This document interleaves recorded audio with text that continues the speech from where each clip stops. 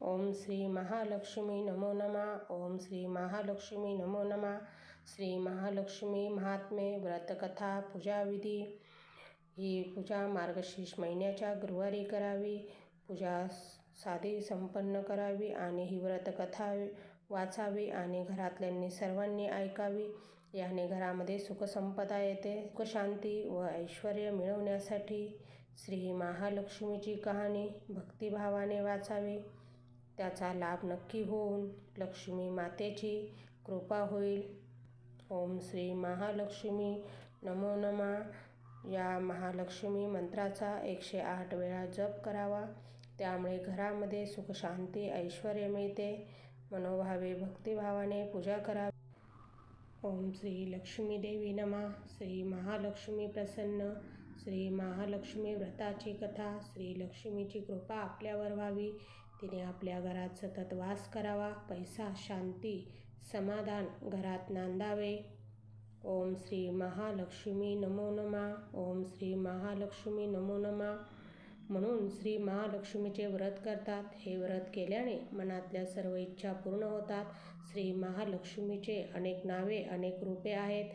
पार्वती, सिंधुकन्या, महालक्ष्मी, लक्ष्मी, राजलक्ष्मी, ग्रहलक्ष्मी, सावित्री, राधिका, चंद्रा, गिरिजा, मालती, सुशीला अशी विविध नावांनी श्री महालक्ष्मी ओळखली जाते। अशा या सर्वाभवी असलेल्या श्री महालक्ष्मीची ध्यानी घ्यावी अशी ही कहाणी आहे। द्वापार युगातील आपल्या भारतातील सौराष्ट्र देशात घडलेली।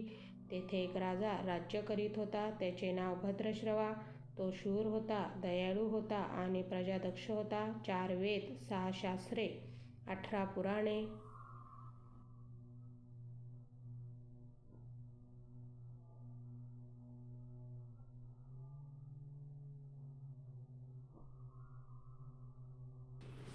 याचे ज्ञान त्याला होते। अशा या राणीचे नाव होते सूरजचंद्रिका।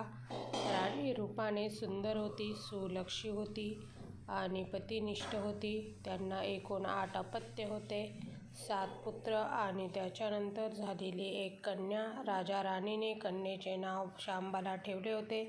एकदा देवीच्या मनात आले, आपण राजाच्या राजप्रासादी राहावे।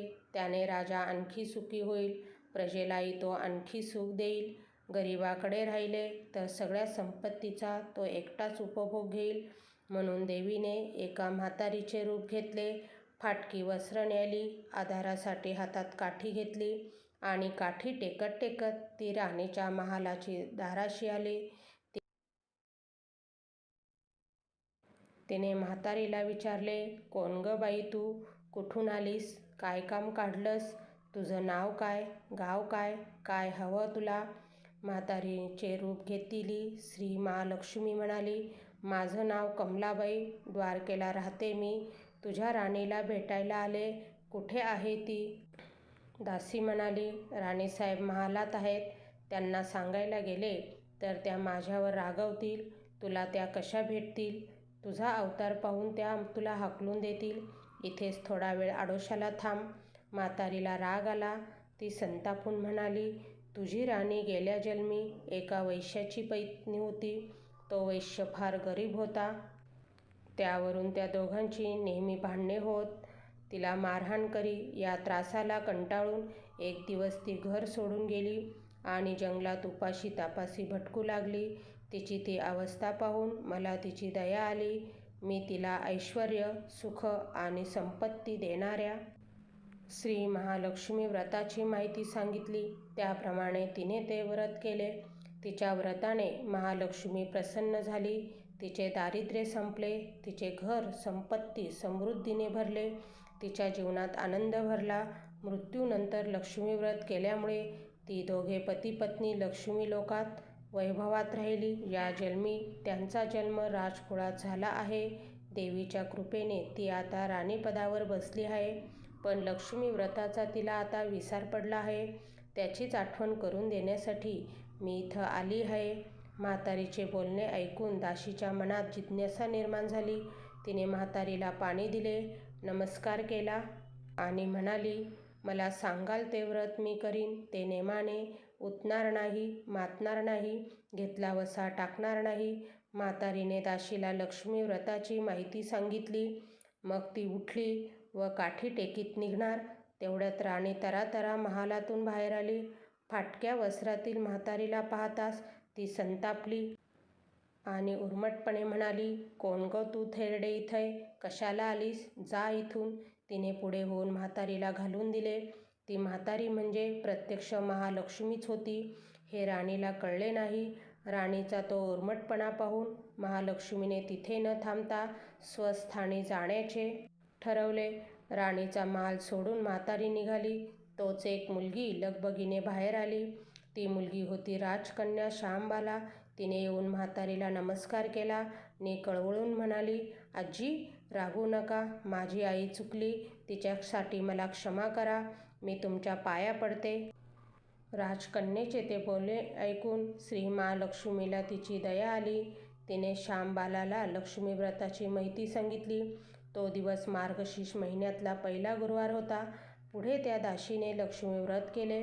तिची स्थिती सुधारली. दासीपण सोडून ती सुखाने संसार करू लागली.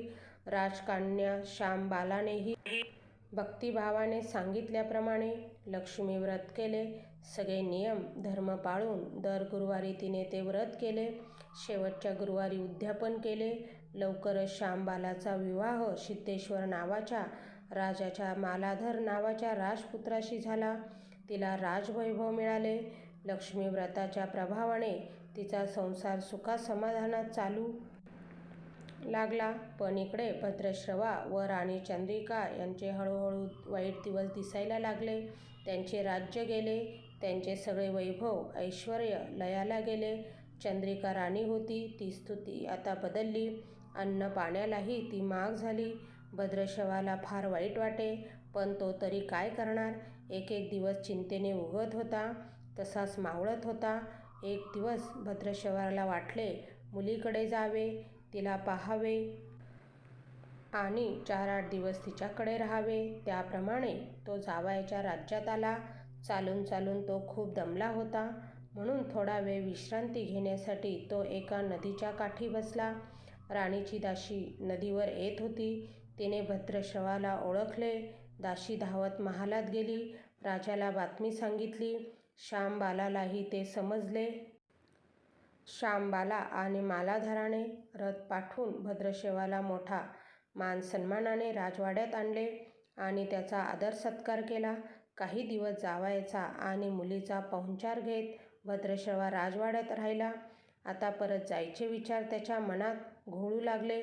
जावयाला त्याने तसे सांगितले. जावयाने संमती दिली. भद्रश्रवा परत जायला निघाला तेव्हा श्यामबाला एक हंडा भरून धन पित्याने दिले. तो हंडा घेऊन भद्रश्रवा घरी आला. मुलीने धनाने भरलेला हंडा दिला आहे हे ऐकून सुरचंद्रिकेचा आनंद गगनात मावेना. घाईघाईने तिने हंड्याचे झाकण काढले. आत पाहते तर काय, हंड्यात धन नव्हतेच, ते होते फक्त कोळसे. महालक्ष्मीच्या अवकृपेने हंड्यातल्या धनाचे कोळसे झाले होते. चंद्रिकेने कपाळावर हात मारून घेतला. भद्रश्रवाला चमत्कार पाहून चकित झाला होता.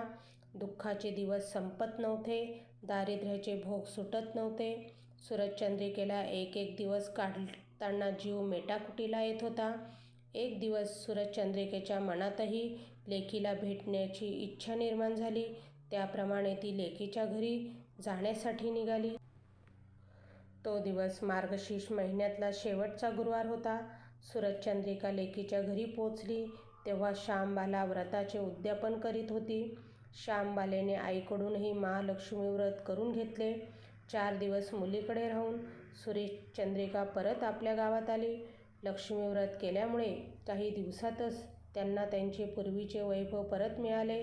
राज्यप्राप्ती झाली. पुढे काही दिवसांनी आईवडिलांना भेटण्यासाठी म्हणून श्यामबाला माहेरी आली. पण बाप भेटायला गेला असताना त्याला श्यामबालेने कोळसा भरलेला हंडा तरी दिला होता, पण आपल्याला मात्र काहीच दिला नाही. हा राग राणीच्या मनात होता. त्यामुळे श्यामबालेचे व्हावे तसे स्वागत कोणी केले नाही.